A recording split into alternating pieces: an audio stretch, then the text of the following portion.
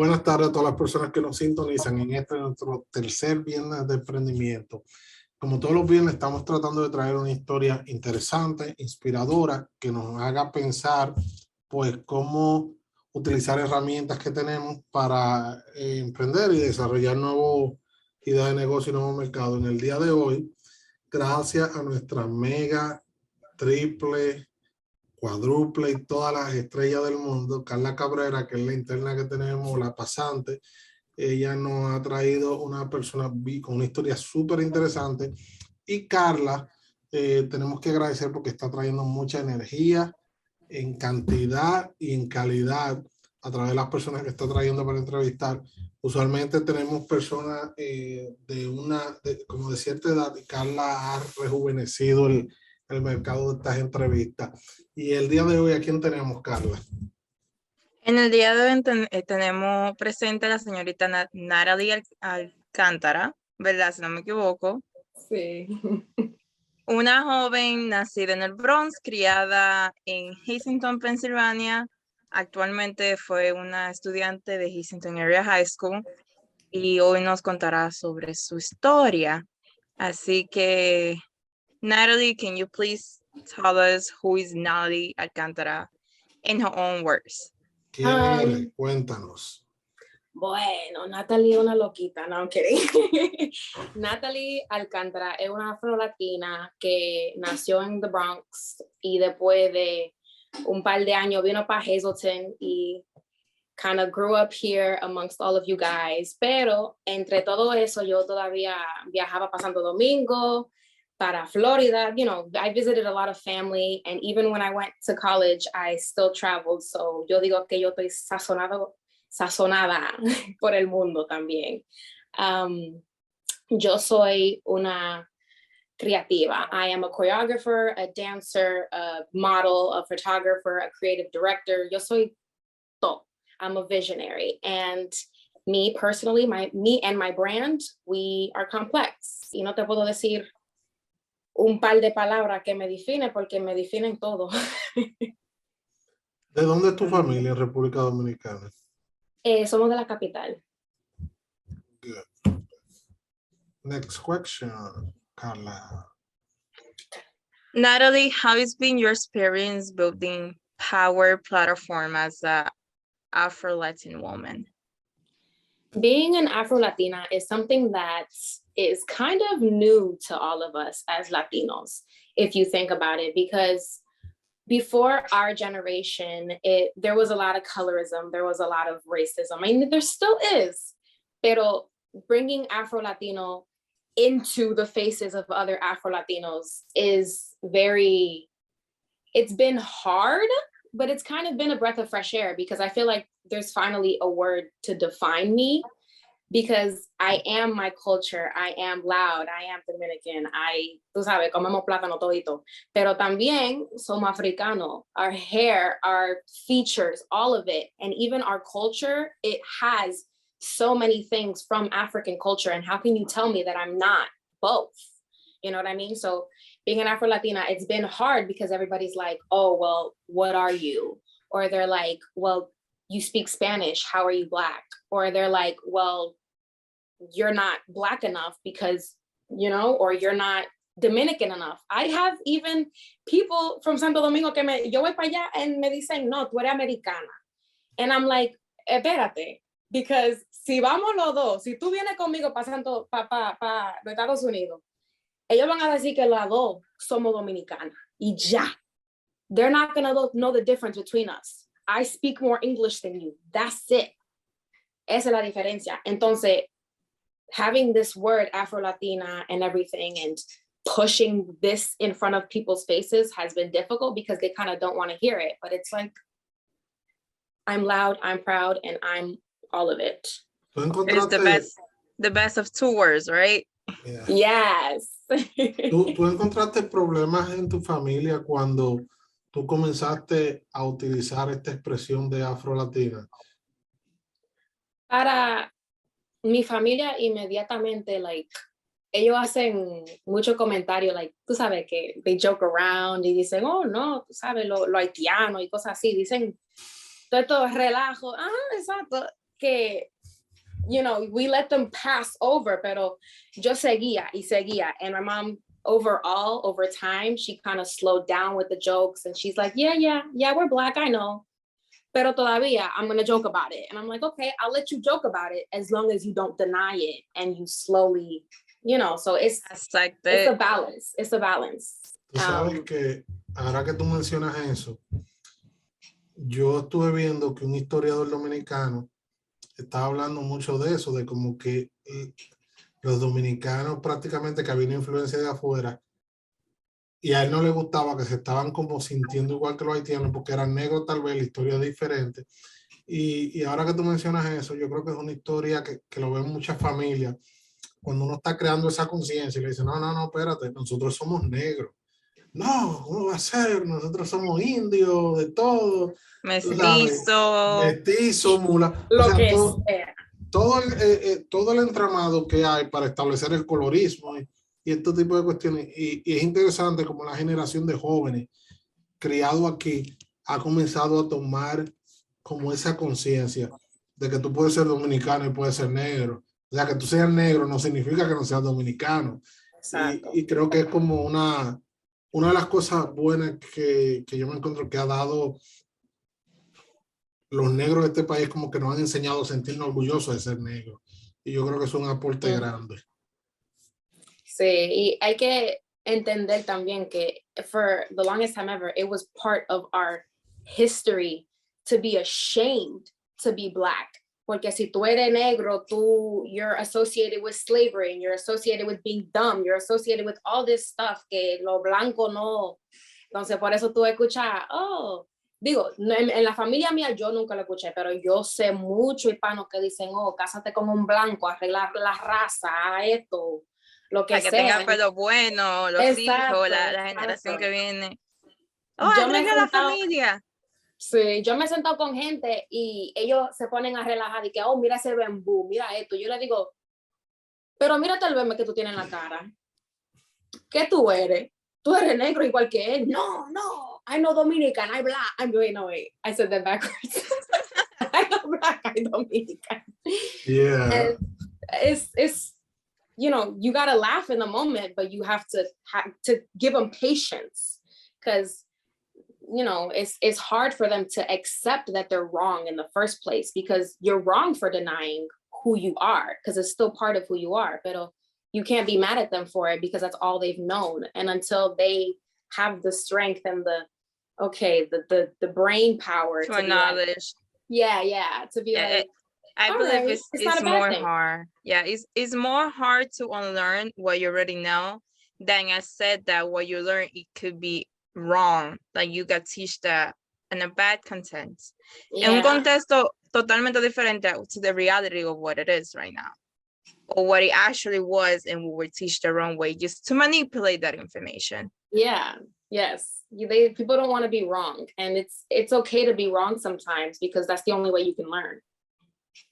Tú sabes, me llena de esperanza ver que ya los jóvenes tienen otra conciencia en torno a este tema, que es un tema difícil. Y tú sabes por qué, porque este tema influye en la autoestima de cómo tú te ves a ti mismo y de lo que tú piensas que tú puedes lograr. Muchas de las limitaciones, claro, hay limitaciones en el mundo, pero muchas de las limitaciones vienen como inducidas. Yo soy una persona de color, pues como que te van poniendo adentro el pensamiento de la limitación y tú siempre estás pensando en lo que no puedes hacer y no piensas en lo que sí puedes hacer o en lo que puedes lograr. Y yo creo que este nivel de conciencia y de orgullo, pues como que rompe una cadena con el que nos pega más como al atraso. Yo pienso eso. Qué belleza, sí. So continuing with the questions, Natalie, I was reading under your biography and I noticed something unique about yourself. You say that you are a multiple potentialist. Multi-potentialist. Yes, that's how you describe yourself. Can you explain that to us? What is that and why you describe yourself like that? So by definition, a multi-potentialite is a person with many different interests and artistic, creative pursuits. And like say there's neurosurgeons and there's doctors and there's scientists, like multi-potentialites would not be a specialist. They wouldn't pick just one area or field of expertise. They would pick two or more. And that's who I am, because I don't consider myself just my degree. I don't consider myself just a dancer. I don't consider myself just this. I consider myself a multi-potentialite. Eso es como si fuera un generalista que hace un poquito de todo. Sí, I think we're all multi-potentialites, just to different extents, because it depends on how strongly you pursue your other passions. Because we all have little hobbies, but it's up to how deep you think of it as a hobby or a passion. I understand. So speaking about your passions, which are they? Just for people to know, for every little thing that you touch. Can you please explain it to us, as I mentioned, Ben? If I want to just like kind of list it down, just like briefly, let's go down a list of things that I could possibly do. I am a dancer at heart, first and foremost, before anything. I'm a choreographer. I would say in terms of my degree, I am a marketing specialist. I am a social media manager. I am possibly a public relations person. I don't know about that yet. But I'm also a stylist. I can photograph. I can edit. I can do some graphic design work. I can draw, basically. So I can paint you a picture. I can paint you like one of my French girls. I can do many things. And I can learn more things as well. So I don't limit myself to even that. Una pregunta.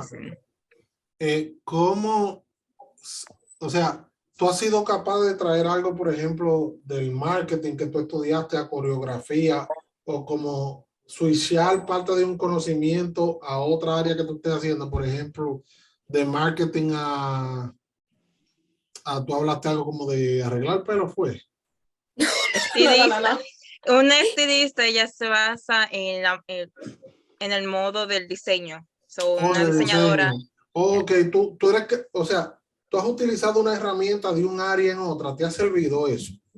Oh, sí, muchas veces lo que yo sé de un área, de ser líder, por ejemplo, en bailar y en coreografía, eso me ayuda enseñarle a otra gente. Like, it helps me be a leader and a person of, and put myself in a position of power. It helps me understand people. Pero al mismo tiempo, being a stylist gives me an attention to detail, porque un estilista no diseña ropa, pero sabe cómo poner la ropa junta para que se enseñe y cómo camine en la pasarela, cómo debe caminar y cosas así. So, hay muchas cosas que van encima de la otra. So, cuando yo lo veo todo como uno, almost, unificado.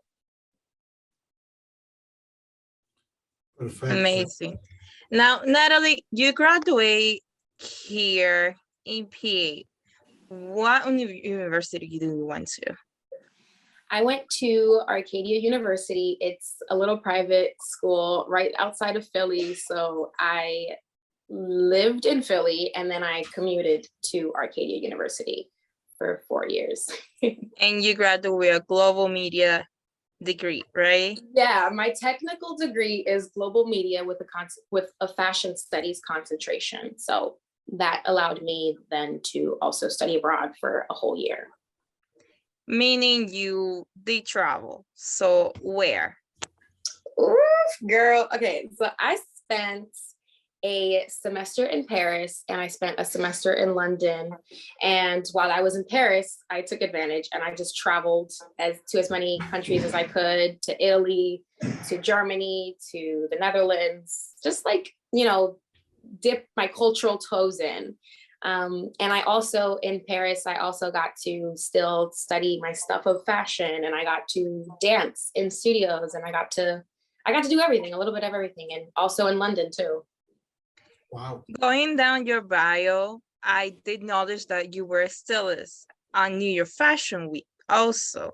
So you took advantage of your degree to experience it in Paris or London doing this. How was that experience? So if you want me to dissect, because Paris and London were two completely different things. Paris was, I literally worked my butt off right before and saved up so much money to travel, to see different parts of France, to see different parts of Europe, just because I had never been to Europe before. So I wanted to focus on nothing. I wanted to just take it all in and experience it all. So Paris was very much just fun and connections. And I still have friends that I can connect to. And then London was very much get to work. I had an internship and I had classes, like more serious fashion classes, and I had to do a lot more, and I was more out there and in the open. And in turn, my styling professor from the college that I went to the London College of Fashion, he was like, at the end of my course, he was like, hey, I have this opportunity of New York Fashion Week, and I need a stylist assistant.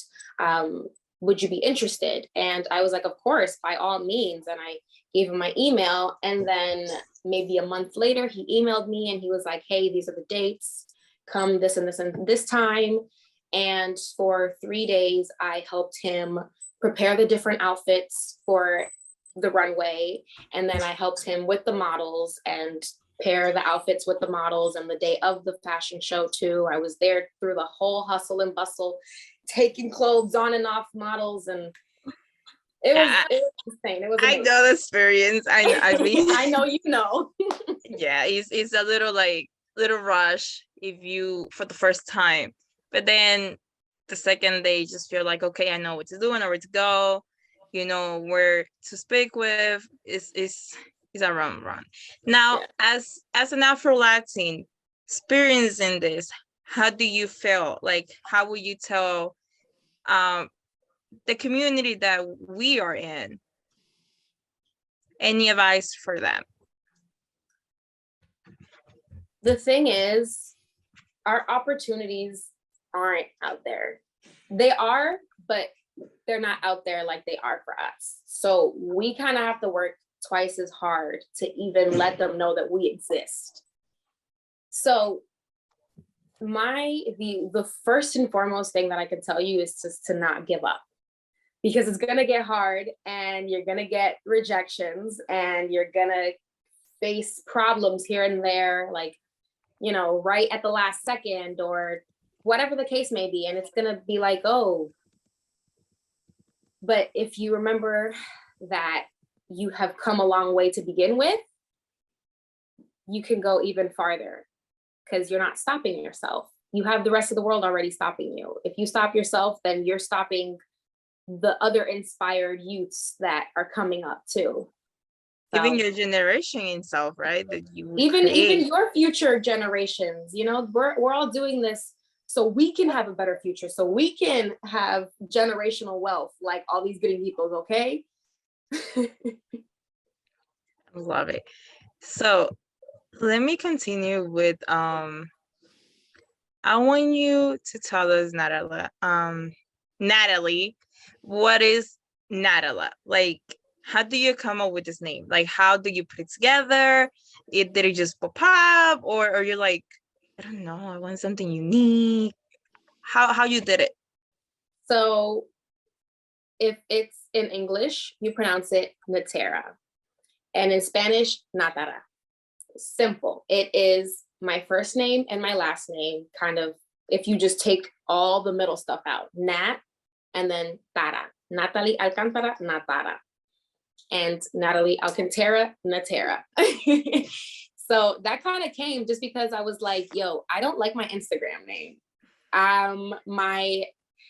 My actually funny story, my Paris choreographer, teacher, whatever, the guy that I was taking classes from over there, he would call me by my Instagram name. He'd call me Natax, because my name was Nat_AX. So he'd be like, Natax.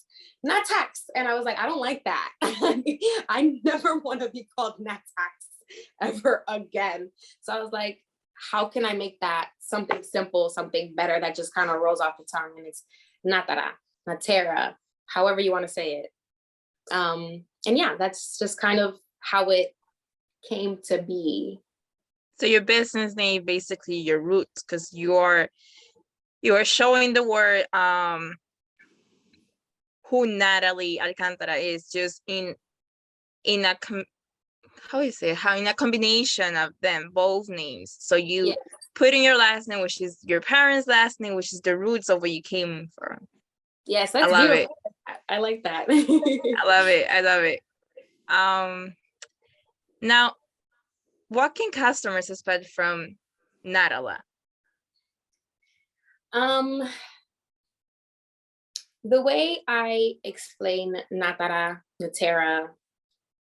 is that it is a creative, visionary, pushing the boundaries brand. It's not necessarily one thing, it's everything, because it's my ideas that you're investing in. It's me that you're investing in. And the fact and the hope and the possibility that I can turn something very simple and elevate it into something cultural and also challenging, but also comfortable, you know? So I can turn a song that you have into a beautiful artistic masterpiece of a video.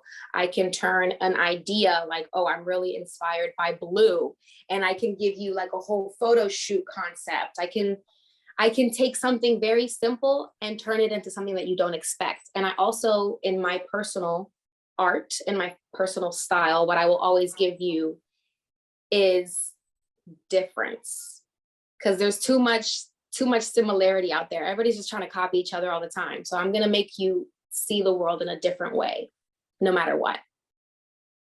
Love it.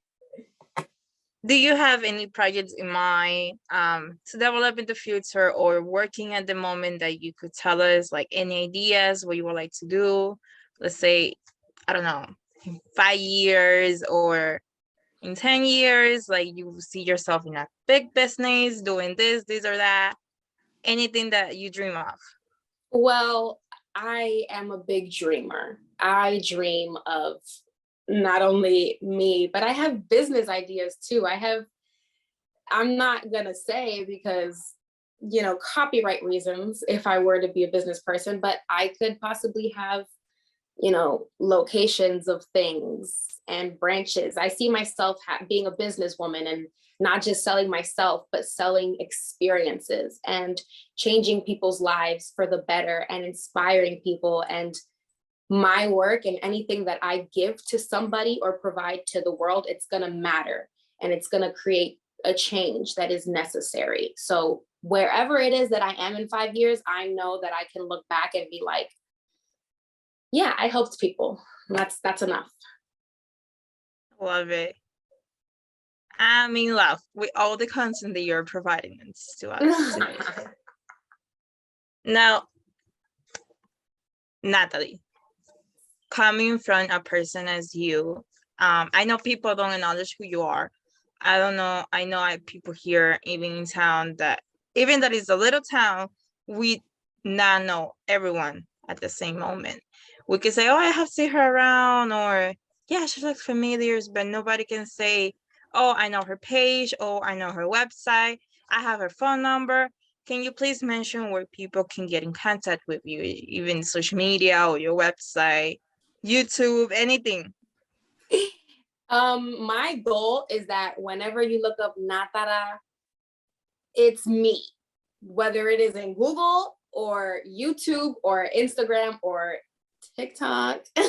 I don't even put my TikTok out there because that's where I'm really unapologetically me and I'm crazy. But yeah, I do have Instagram, natera.x. I have YouTube, just straight up Natera. I have TikTok, natera.x. I have a website. It is a Wix site, and that link is also in my bio in my Instagram. It's also under construction. So what is there now is my old self before moving to New York and before being a little more professional and polished. So if you think that that is impressive, you're only going to get a better, more professional version of Natara. Love it. Well, this has been everything for today. It's been a pleasure having you. I just want you to know that LaunchBox doors are there open for you for anytime that you would like to have a guidance to opening a business, when, well, Fermin is there, he can tell you everything. De verdad que gracias, fue bien para mí inspirador escuchar qué estás haciendo, saber el nivel de conciencia que tienes. Siempre hay espacio para mejorar y refinar siempre más las ideas y estamos para eso. Vamos a ponernos en contacto porque me parece muy interesante el concepto general que tiene. De hecho, hay una compañía que se llama IDEO, que son como los que son consultores de Google, Apple y todo eso, que como que tu mentalidad encaja muy, muy bien ahí. Te voy a pasar la información. Creo que sería muy bueno para ti buscar algún contacto con ellos. Sí, me encanta. Vamos a terminar esto aquí por hoy, porque sé que tienes muchos compromisos. Agradezco a todas las personas que nos sintonizan en esta transmisión y recuerden que pueden seguir buscando más contenido cada tercer viernes del mes. Pasen buenas noches.